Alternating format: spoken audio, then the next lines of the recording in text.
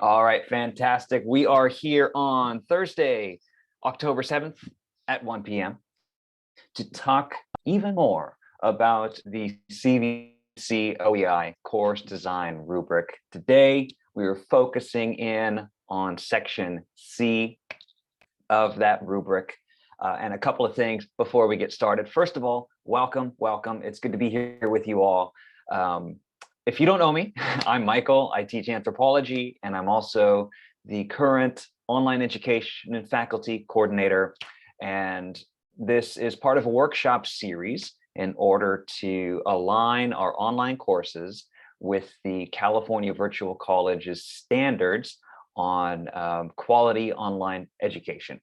So welcome. It is great to be with you this afternoon. And yeah, we have a busy day ahead of us. So let's just move through the housekeeping list real quick. Then I'm going to put up a presentation and we will jump into the content. First and foremost, you are all more than welcome to, but by no means obligated to, turn on your cameras during this workshop. Whatever comfort level suits you, I am here for it. I welcome your participation throughout this workshop. So if you'd like to participate in the chat, or if you like the raise hand function, or if you like to unmute and ask questions along the way, that is all absolutely wonderful to me. So however you are comfortable participating, you are welcome to do so.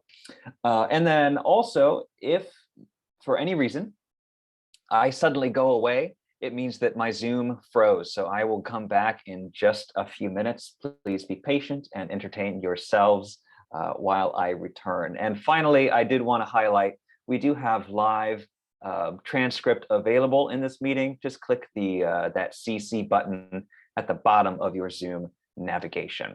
But with that being said, I am going to do two things. One, I'm going to grab today's slideshow presentation and paste it into the chat. Just a moment. Thank you for your patience.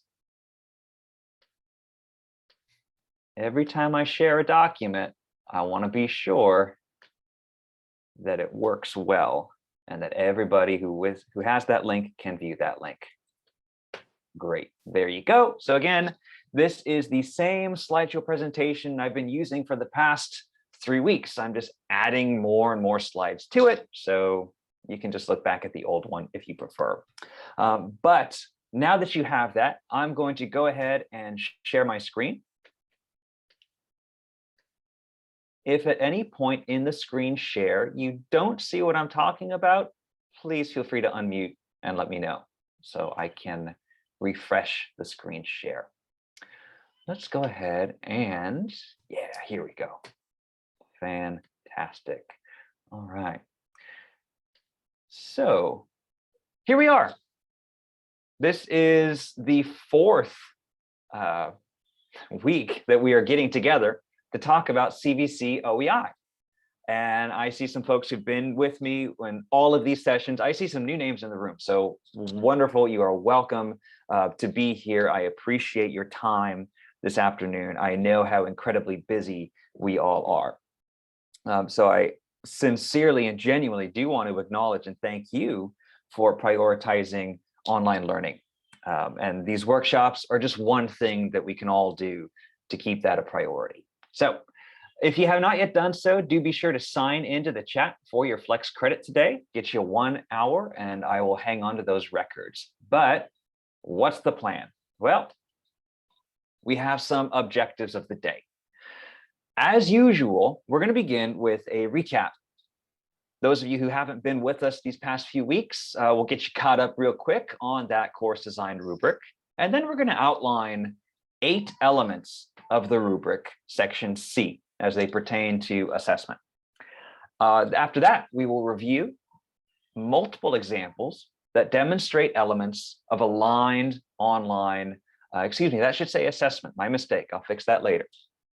And then we will think about and share how our online courses employ elements of section C, and then think about priorities for yourself as they relate to your class online, hybrid, synchronous, asynchronous, what have you, in relation to section C. So that's a lot for us to think about. And just to give you, something to think about as we move through. To me, section C of the rubric is one of the trickier sections. And I say that because assessment, and that means, quizzes, exams, projects, assignments, discussion forums, the whole thing. Assessment online is very, very different from what we might expect from a face-to-face on-campus class. I don't know about you. When I went to college and I took my classes, they all pretty much look like this. We had a midterm, a project, and a final. And those three things made up our entire grade. The CVC-OEI course design rubric stands by the ideal that those sorts of models really don't serve our online students very well. So that's one of the things that makes section C very complicated in some cases, is that instead of these, very few and infrequent large assessments, we try and think about smaller, more frequent ways of assessing student learning. So again, just some foreshadowing for what's in store for the day as we move through this topic. But let's recap just briefly. If you have been here, this is old news to you. But if anyone is new in the room today, CVC-OEI stands for California Virtual Campus Online Education Initiative. And this section that we're focusing on today, again, I apologize, that should say C, I think I pasted the wrong slide by accident, deals with assessment. And these 8 elements of assessment, according to the rubric, are tried and true best practices from instructional designers, online instructors, and distance education specialists from all up and down the state of California. And I've said this before, I'll say it again. I sincerely appreciate the value of questioning the elements of the rubric and calling in the elements of the rubric and thinking of ways that it could be even better. However, our purpose today is to look at the rubric as it currently exists and then think about how it can be applied to our classes. So again, I appreciate the value of a critique, but we just don't have time for that today. All right, here we go, section C. Sorry about the slide error, just a copy and paste mistake. But there are 8 elements of section C for us to focus on today, and of course beyond today, as we redesign or revise or maybe build brand new online courses. They are broken down into 2 main sections. The first section, section C, assessment for effective assessment. And that's C1 through C4. And that includes authenticity, validity, variety, and frequency. Oh, don't worry, we're getting more details on those in a minute. But the second part of section C deals with guidance and feedback. So that's C5, 6, 7, and 8, dealing with rubrics, instructions, feedback, and self-assessment. And by that, we mean the students' opportunities for assessing themselves, right? For checking in on how they feel they are doing in the course. Again, this is old news for those who've been with me this whole series, but just to recap, there are 3 different ways that the rubric can be ranked in terms of an individual's online course. As we think about section C and the others too, but today as we think about section C, consider very carefully, where do you fall on a particular element? Would it be considered incomplete in your course? That's okay. Flex your biceps and make it happen, right? Totally possible. Is it aligned? Is it already there? Or are you doing something even beyond that alignment to make it exemplary? Right. So think about that as we move through these 8 criteria today. But let's go ahead and jump over to the course design rubric itself. Remember, if you have the PowerPoint slideshow, you can just click on this link.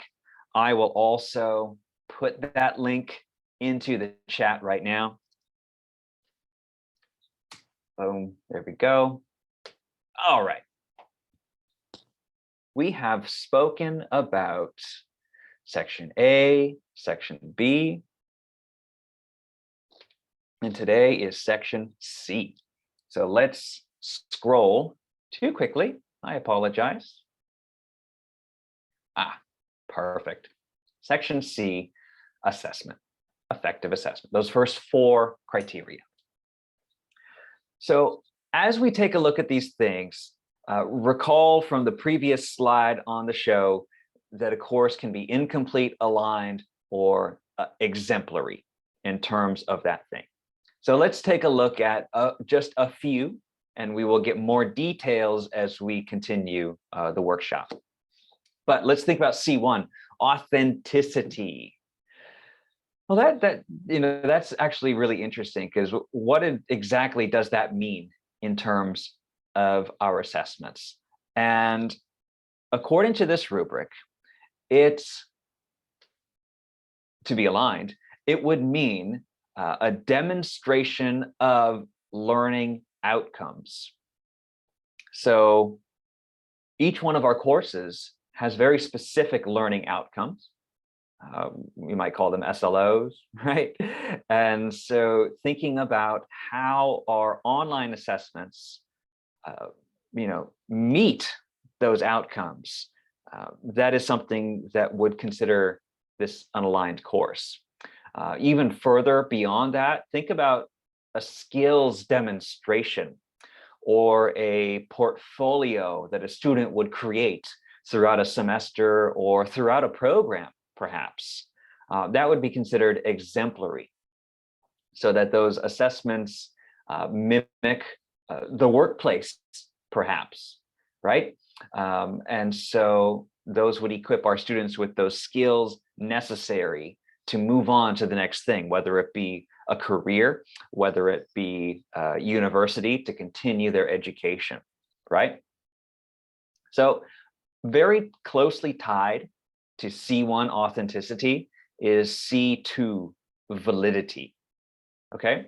And again, that comes back to an alignment with the objectives of the course, and also how instructors articulate that, hey, students, I'm having you do this assessment to meet this objective, as opposed to, and we've heard this all before, maybe many of us have experienced it before as students, as opposed to the conception of busy work, dare I say, that might have very little, if anything, to do with an actual learning objective in the course. So C2 is asking, is the assessment or activity, does it actually pertain to the course objectives? Is it valid for that? Again, variety, offering more than one type of assessment. And in alignment refers to formative and summative assessments. And many of you might recall in the Teach Online seminar, the TOS 3.0, built by my predecessor, Melvin Cobb. He, in that course, identifies the differences between formative and summative. In short, formative is learning by doing, right? So maybe that's a discussion forum where students talk about a particular topic and they are able to build their knowledge by listening and learning with each other. By contrast, a summative assessment really wants to check in to see what students have learned up to a certain point. That might be something more structured like an exam, or maybe even a term project that is really a summation, right? Summative, it's a summation of things that they have, knowledge and skills they've acquired over the time of the course. C4, frequency. How often do students have assessments in the class? And again, I mentioned already, when I was a student, midterm, project, and final exam, that was pretty much it when I was a student. That, according to this rubric, would not be a fitting model for online learning. And we'll talk about some reasons why and what that might look like as we look at some examples. So that's the first section of section C. The second part of section C thinks about guidance and feedback. Remember, you can select one depending on where you fall. But the first one is a rubric or scoring guide. And I actually got to do a workshop about rubrics just, oh gosh, a week ago or so. And it's recorded, you can check it out, but we'll also talk about why rubrics are important rather briefly, though, in today's workshop when we assign these assessments or projects or discussions in our classes. Also, the instructions, do they clearly explain? And again, what might seem very clear to us might not necessarily be as clear to our students. So it's always worth checking in. And if you have an assignment or an assessment that you're really proud of, but students don't seem to be meeting the standard that you are setting, the first place I always look is, are my instructions clear? Because sometimes I can explain something really well by talking to a person, but when it's just typed online, some things get left out. C7 thinks about feedback. Okay, so not just using the rubric, as a standalone instrument, but also explaining to students what kind of feedback they can expect besides simply a grade. And again, different courses might call for different approaches to this, but we'll talk about some of the possibilities for diverse ways of giving feedback on campus. And then finally, there is C8, self-assessments. An aligned course would provide opportunities for students to assess themselves. And you can think about this in a number of ways. One way that might be helpful is with the idea of reflection and metacognition. Really, this looking in our students looking in the mirror and thinking about their thinking, or thinking about their learning within the context of your course. What can they do differently? What can they modify to yield different results as they are in your course? Okay, so again, 8 criteria we're going to think about today, but I will jump on back to my slideshow. Here we go. And as usual, we have some section C resources. Of course, you all should be enrolled in the online faculty learning and development. I've curated some help guides that pertain to section C that might be helpful to you.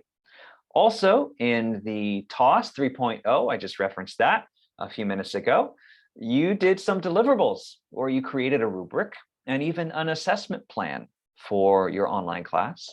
And then lastly, I love this last link here. It's from the CVC-OEI, where they provide some really, really interesting examples of how an aligned course would look like.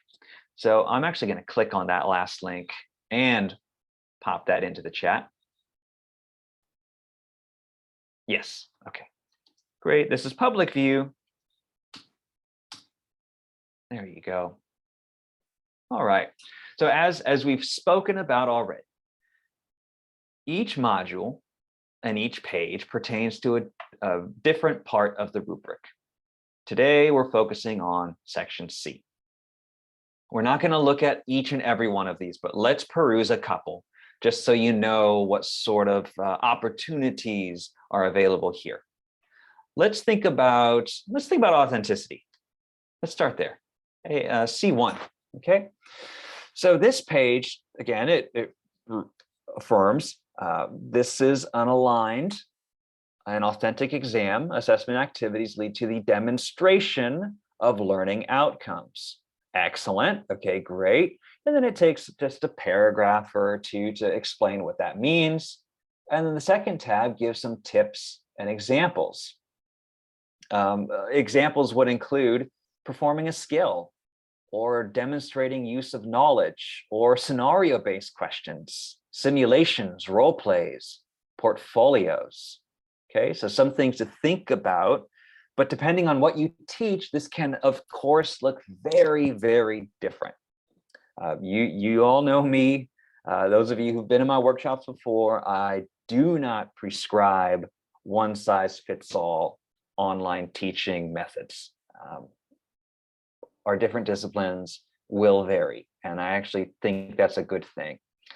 But by clicking next, you can check out another element, C2, validity, talking about an alignment with the course objectives. So some tips and examples might include really explicit statement that says this is what we are working on, and this is how it aligns with a learning objective, as opposed to, and these are non-examples, as opposed to a course objective that states one thing, but then students are just quizzed on vocabulary, right? So they don't actually compare and contrast. Again, to me, this takes me to the Bloom's taxonomy for the various levels of learning. And even when we write our SLOs and our course objectives, when we think about things, like analysis, comparison, evaluation, as opposed to rote memorization or a recollection, right? So we want to ensure that our assessments align in that way too. Let me jump on down. Let's see. Yeah, assessment instructions, sure. C6, just for a sample. Okay. Again, aligned courses, the instructions clearly explain to students how to successfully complete the assessments. Tips and examples. I love this. This is great. I have stuff you could just copy and paste, or you can gain inspiration from as it pertains to your class. For example, putting in a quiz. Hey, make sure you've read this first before the quiz. And there are 10 questions on the quiz. There's no time limit on the quiz, etc. Giving that knowledge ahead of time so students know what to expect, and so that they are very, very clear on what they are to do when they move through your assessment. All right. Moving on to the next section. I'm going to shift on over to Long Beach City College campus in order to provide some examples and do some very, very brief demonstrations. I've said this before, and I'll say it again. I'm going to be showing examples from my anthropology class.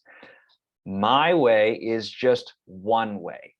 You do not have to do things the way I do. I just want to provide you with one example. So, and that being said, you are welcome to copy things from me. Like I'm happy to share. So again, don't feel pressured, but also you are welcome to borrow and copy some of my techniques if they suit your style and your class. Okay, so let's jump back to that first section of C, assessment, effective assessment. As usual, I am inviting you to a self-inquiry. And I've posed a few questions on this slide I'd like you to think about, and I'll show you some examples on Canvas. First and foremost, how do your learning activities tie to the course learning outcomes and objectives? Okay, so let me show you one example of how that may look. I'm jumping over to Canvas. Welcome to my class in linguistic anthropology.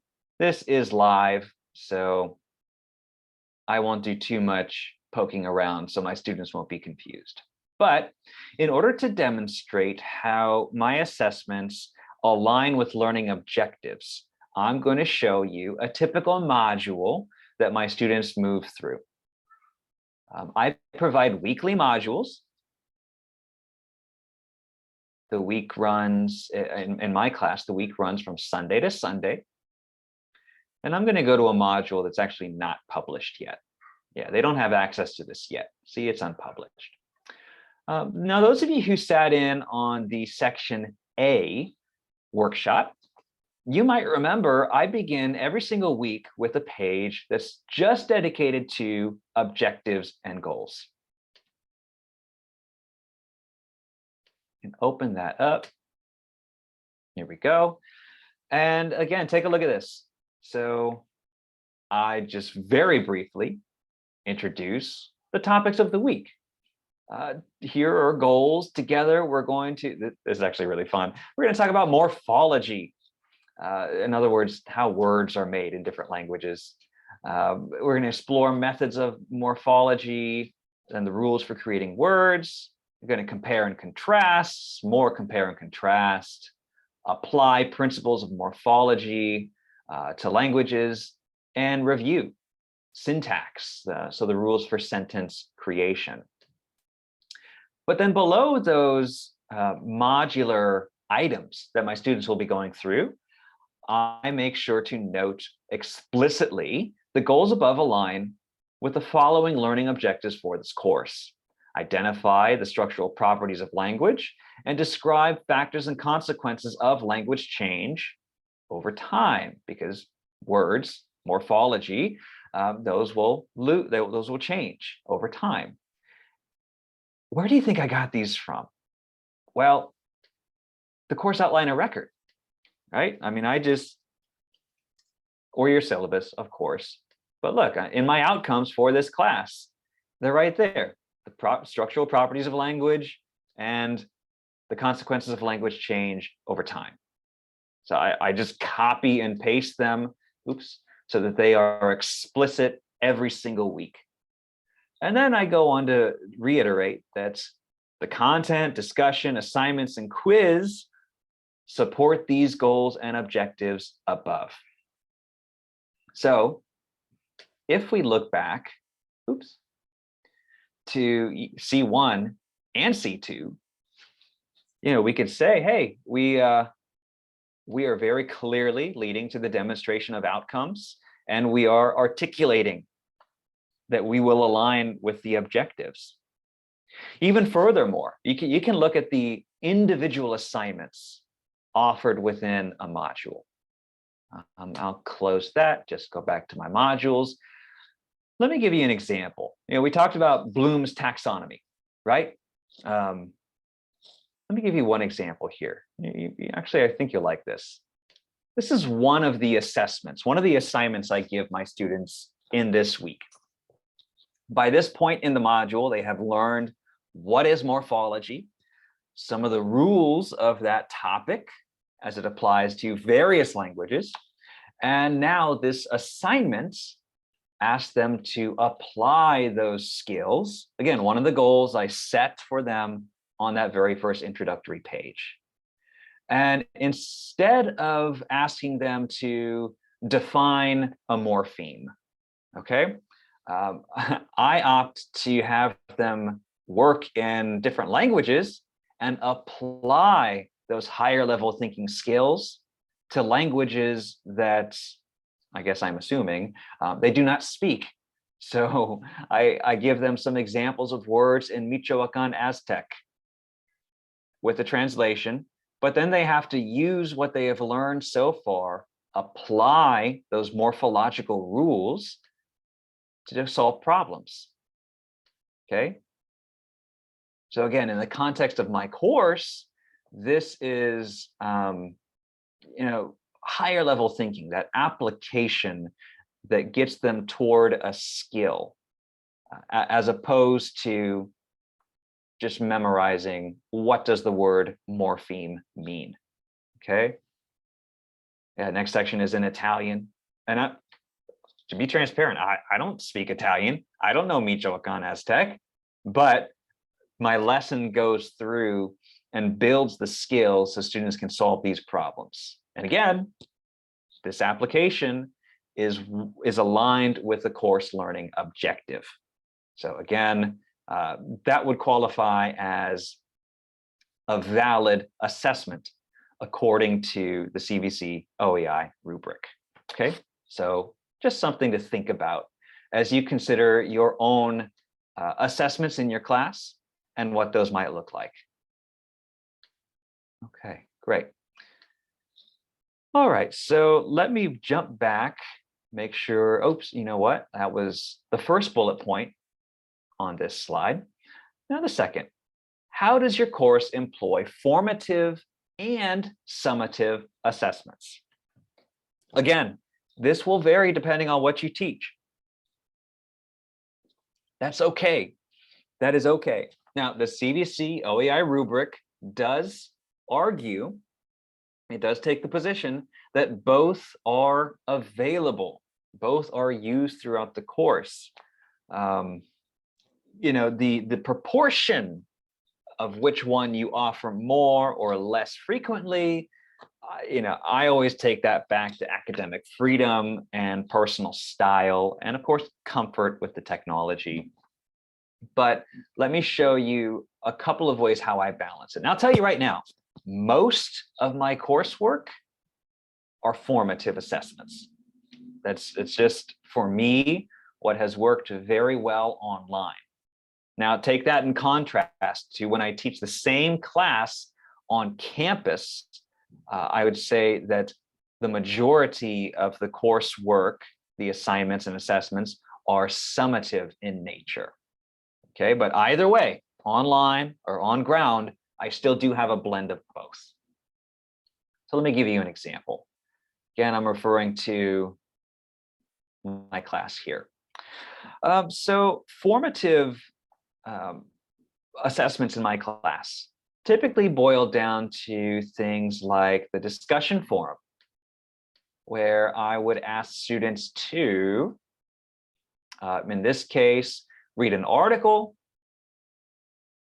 provide some thoughts on the article, relate that article to their own lives and their own ideas on this, and of course have a dialogue with a classmate about, what are your thoughts? Are they different? Do we agree? And that's okay. All right. So again, just talking about this big topic of morphological change, language change over time. It's still aligned with my objective, but it's something that they learn about through discussion, through talking about it. Even something like, let's see, even the exercise I was just showing you, okay?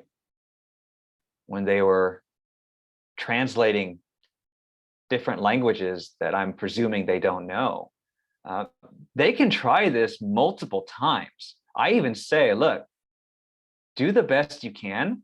I'll give you credit if you try it and guess wrong. It's not this sort of all or nothing type of assignment. Rather, I'm asking them here to practice their skills. In this case, practice their morphology skills at identifying how words are made in different languages. So again, if I wanted to, I could, make this into something a bit more strict and say credit will only be awarded for correct answers. So that would start to lean in the direction of a summative assessment. And again, depending on your course, that may be perfectly appropriate. Every single week in my class, my students take a quiz. And it's at the end of the week. It's the last thing they do before the module is complete. And these quizzes, I don't even call them quizzes, I call them check-ins. You will not find the word quiz in here, but it's just a quiz. And it is, in a sense, a blend of formative and summative. And here's why. You'll notice here, this is indeed a graded quiz. So there is a grade, right? They do have a time limit, but they also have multiple attempts. They get 2 tries, and the grade book will only save the highest score. So in a way, yes, it is a summative assessment, as in it is, assessing all that they have learned, the summation of their learning for the entire week. But in another way, it can almost be seen as a formative assessment, because that first try, in a way, it's almost a gimme. Okay, they get to look at the questions. The questions do not change from first attempt to second attempt. Now, I don't give them the answers after this first attempt. They will see that they missed, let's say, 4 out of 10, and they'll get to try again, right? So that's one interesting way to think about blending summative and formative assessments too.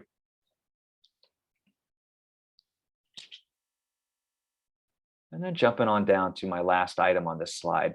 How frequently do assessments occur within your course? What reasoning is there behind this decision?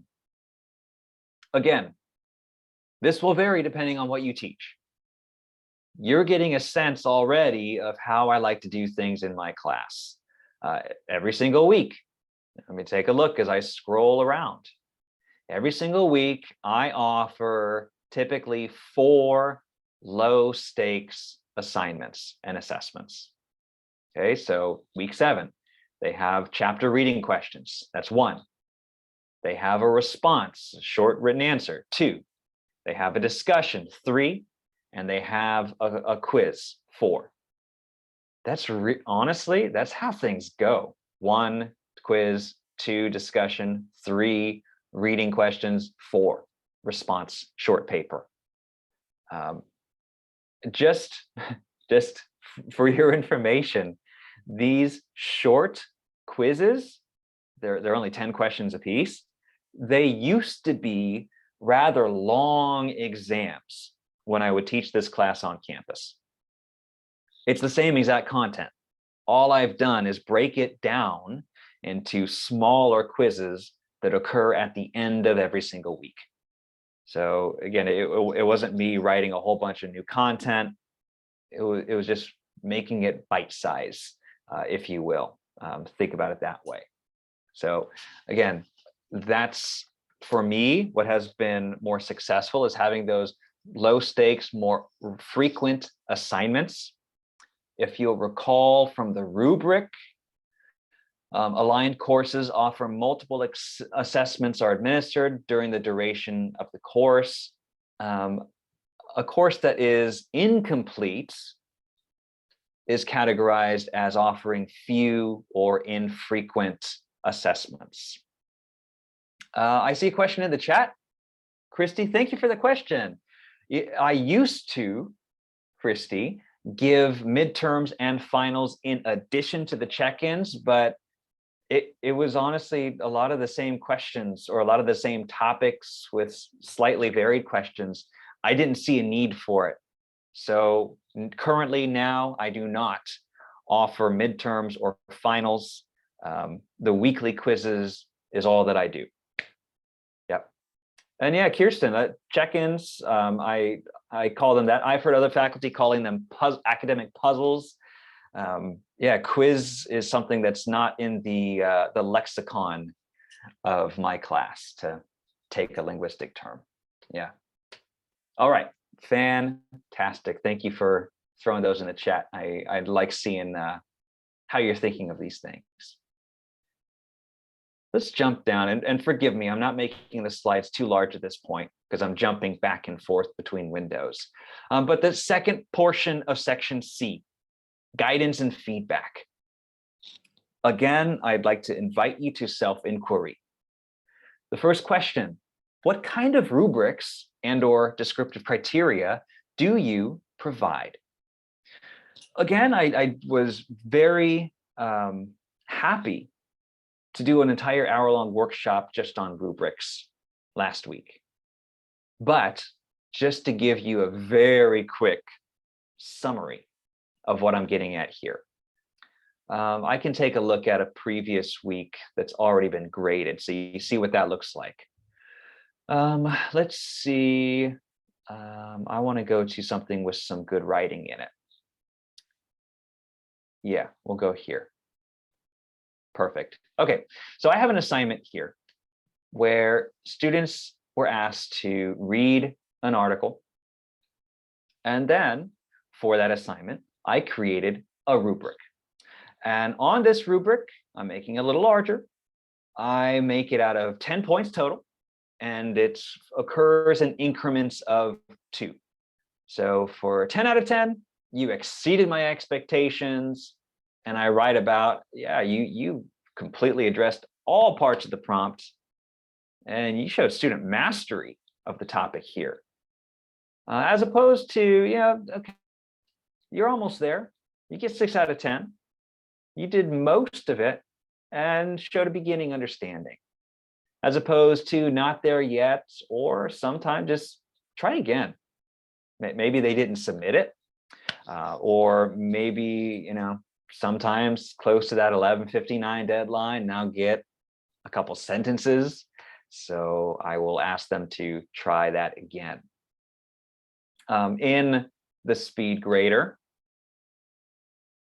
and I hid student names, so everything is anonymous. Just pretend that there's a submission here. I use the rubric for the assignment grading. I read the response and I click and I save it, and it awards them a grade based on what I clicked. They also get this comment right here. I can also type, something probably more substantive than good job, but I could leave a comment there as well. Okay, so again, getting back to the rubric, having some sort of way, even if you don't use the Canvas rubrics. Now, I encourage you to do so, but I know some faculty don't like them, and I respect that. But some sort of descriptive criteria for what you are asking for, I find can be very, very helpful to students to meet our expectations, right? Let's see. Kyle, I see you in the chat. My quizzes are multiple choice and true false questions. Does that type of assessment need a formal rubric? Canvas does allow us to make rubrics for quizzes. However, the funny thing about that is that those rubrics actually do not appear in the quiz speed grader. So if you are just doing a multiple choice quiz, I'll actually show you what can have utility as opposed to a rubric. Now, if you have a quiz with a lot of writing on it, I would absolutely encourage you to have a rubric in place, at least something that the students can see so that they know what they are working towards. Okay, that's a good question though. Quizzes are a little tricky. Absolutely, I want to think about those critically. Let's see, jumping down my list here. I have handwritten notes too. All right, are your assessment instructions clear and detailed? I like to think so, but we want to check on it. Okay, we want to check on it. Let me show you an example from my quiz. This lines up with Kyle's question, actually, so I'll just show a quiz. When students click on my quiz, I'll make this larger. First of all, keep calm, check in. It's a check-in quiz, right? But then here are my instructions for them. This check-in quiz is designed to check in, see if you understand the lesson before moving on to the next section. This should be the last thing you do in the weekly module after reading my lessons and completing the assignments. We all know that it can be tempting for students to jump all the way down to the bottom and just take the quiz and be done. So I always put a little blurb here. Look, do the other stuff first. Otherwise, you're not going to do well this time. And then I informed them there's 10 questions total. You have 30 minutes to complete it. You're given 2 attempts. Only your highest score is saved in the grade book. I even give them a link to the grade book. And I let them know there's a short answer question on this check-in. Please answer the prompt completely for full credit and do your best. And that's it. So for a multiple choice true false assessment, I would say that something like this would be sufficient. Let's see. Kirsten, do you find, she asked, do you find that students take advantage of the try again option to develop and resubmit a better response? You know, I wouldn't say it happens frequently, but when I reach out, Kirsten, and I say, hey, look, your grades are dropping. Do you want to try this again? Most often, students will take me up on that offer. So it requires me to reach out and really explicitly say, you can try this again, and I'll give you credit for it. So just keeping that in mind. Yep, good questions all around. So that's one way to think about our assessments and assignments being clear and detailed. How do you provide feedback on student performance?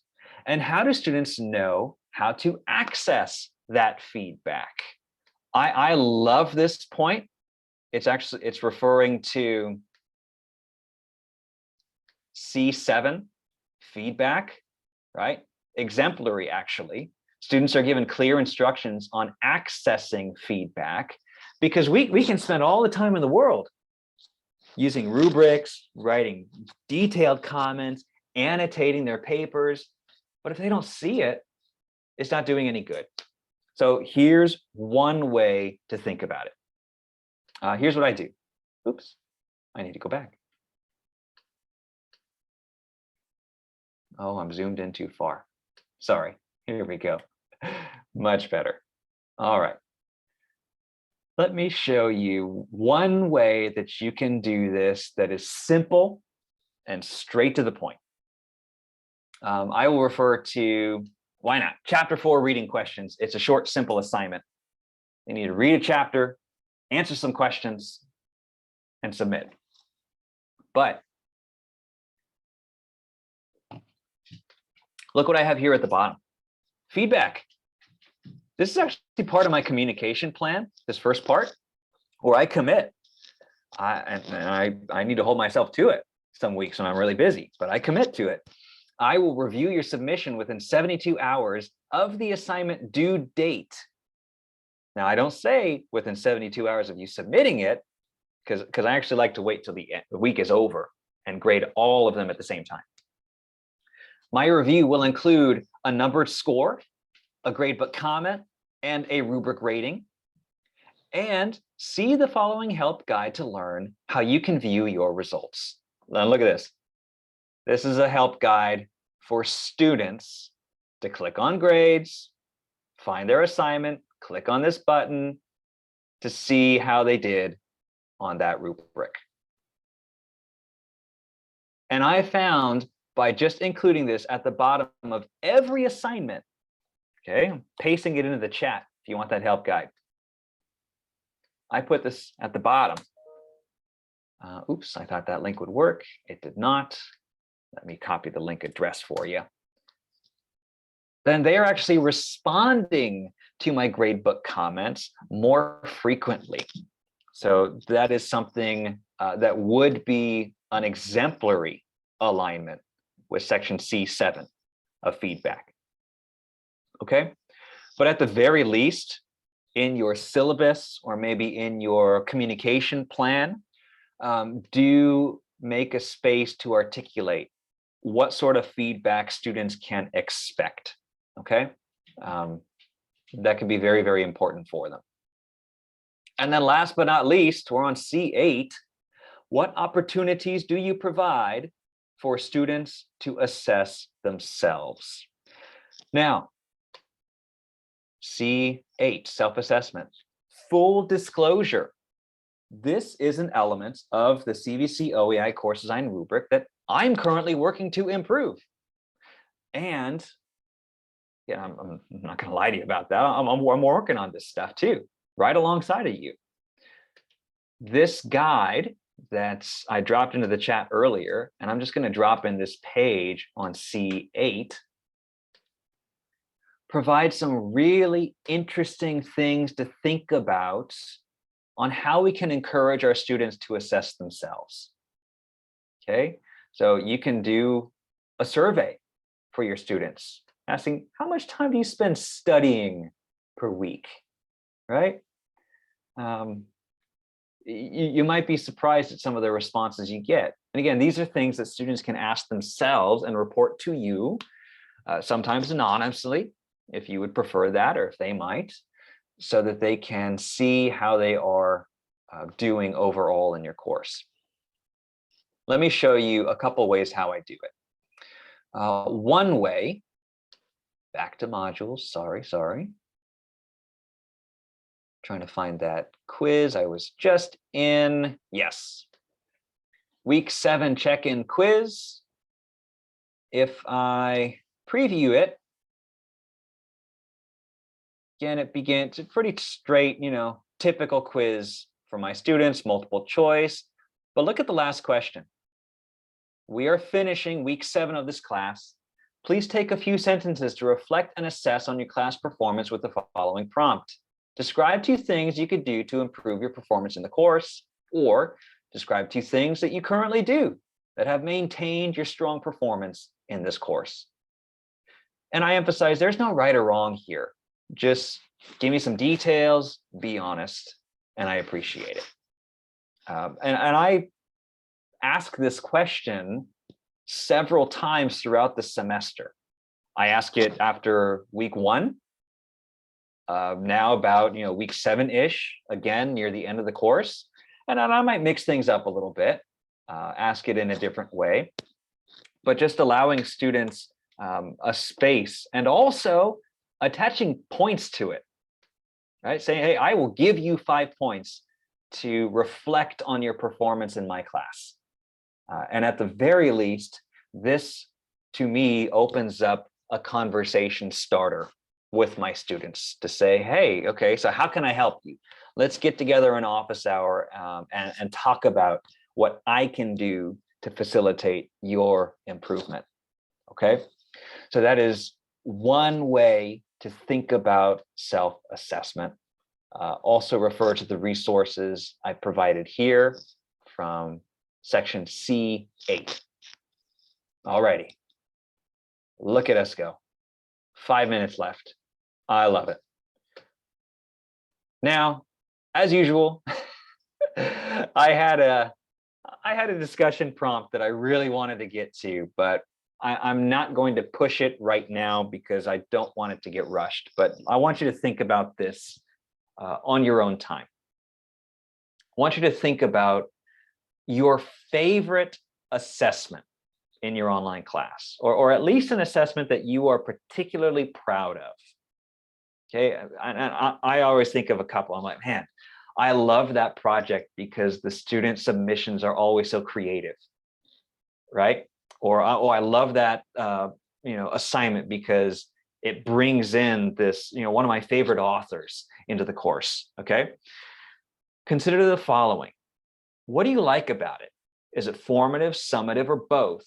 How does it tie in to learning outcomes and objectives? And what kind of feedback do you provide for that proud assessment?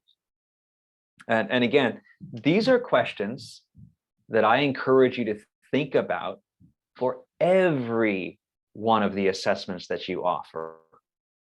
And I mean, hey, look at me. I offer 4 assessments a week for 16 weeks. I know we have mathematicians in the room that can help me with that, but I just know it's a lot for me to think about as I write these assignments and discussions and check-in quizzes, etc.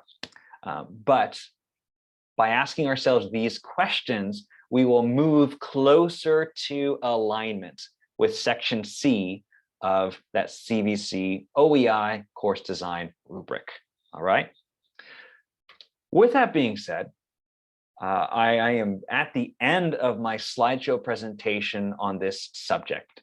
I want to remind you, we still have one more section to go, section D of the rubric.